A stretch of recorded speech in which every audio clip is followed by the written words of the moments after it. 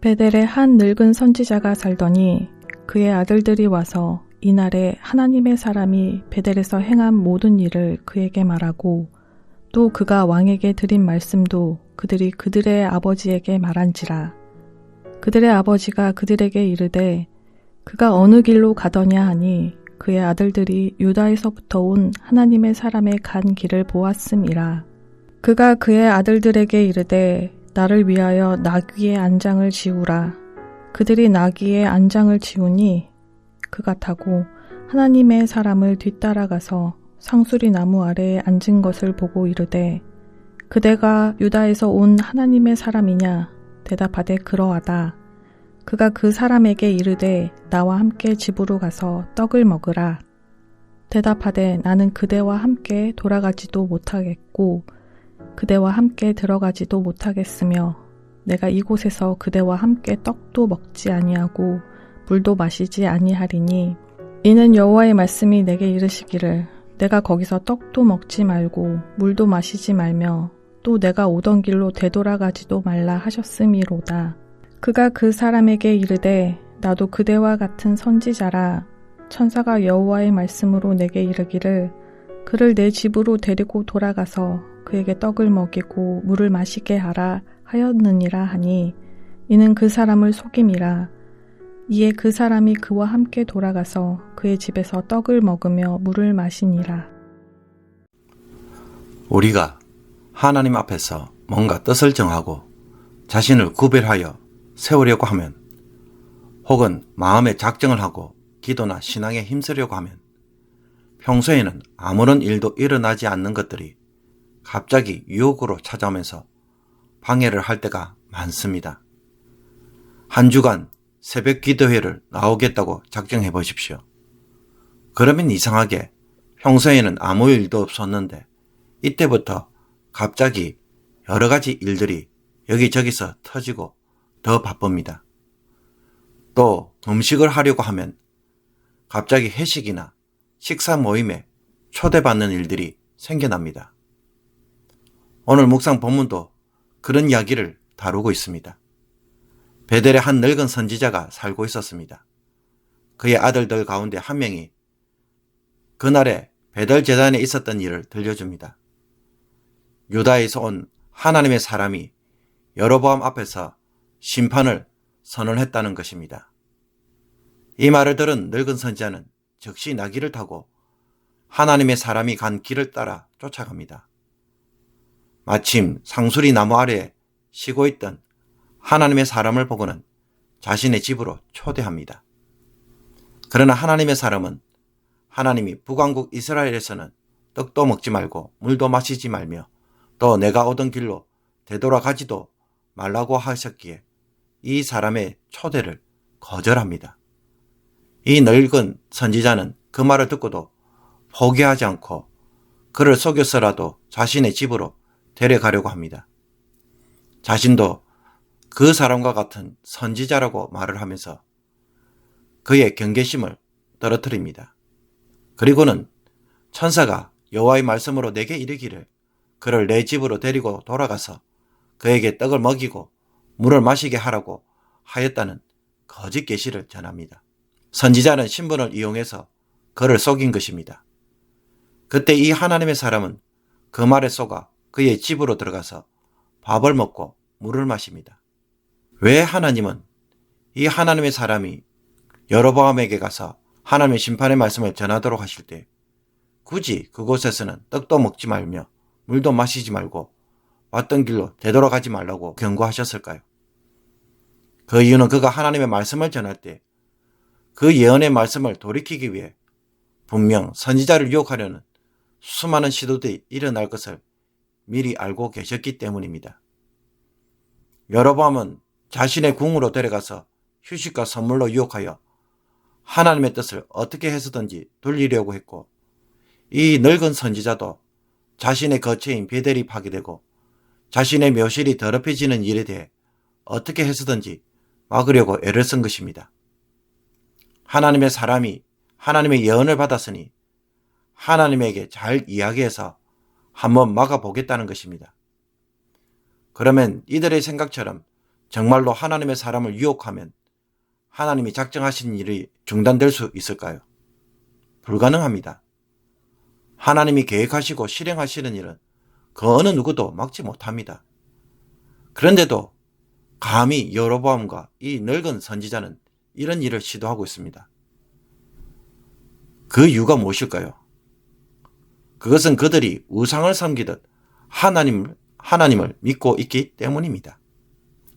우상을 섬기는 자들은 하나님에게 잘 보이면 그것 때문에 우상이 기뻐서 사람의 소원을 응답해 줄 것이라고 믿는 사람들입니다.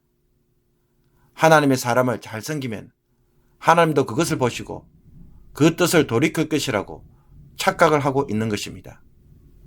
사실 이 생각이 지금 여로보암과 북왕국 이스라엘 백성들이 가지고 있는 신앙생활의 모습입니다. 겉으로는 하나님을 믿지만 실상은 우상을 섬기듯 하나님을 섬기고 있습니다. 하나님 중심이 아니라 여로보암처럼 자기를 위한 신앙생활을 하기에 하나님의 예언마저도 어떤 시도를 합니까? 자기에게 유리한 방향으로 자꾸 바꾸려고 합니다. 어떤 수를 써든지 간에 뒤집으려고 하고 그래서 하나님의 사람을 이용하려고 하는 것입니다. 이 얼마나 위험한 생각입니까? 여로보암과 이 늙은 선지자의 모습은 우리와 다를 바가 없습니다. 저와 여러분도 하나님의 징계와 고난을 받는다면 당장 어떻게 하고 싶은 마음이 생깁니까? 할 수만 있다면 피하고 싶고 도망을 가고 싶습니다.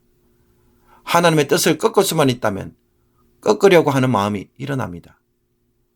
무슨 이유로 하는지 심판을 통해서 주시는 은혜마저도 거절하고 일단 피하는 것에 답이 있는 것처럼 행동을 합니다. 사실 베델 제단에 대한 하나님의 심판의 말씀은 300년 뒤에 일어날 사건입니다. 그렇다면 그 기간 동안 어떻습니까?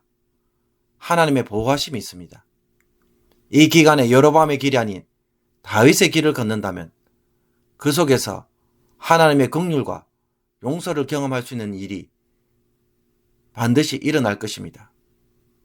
잘 생각해 보십시오.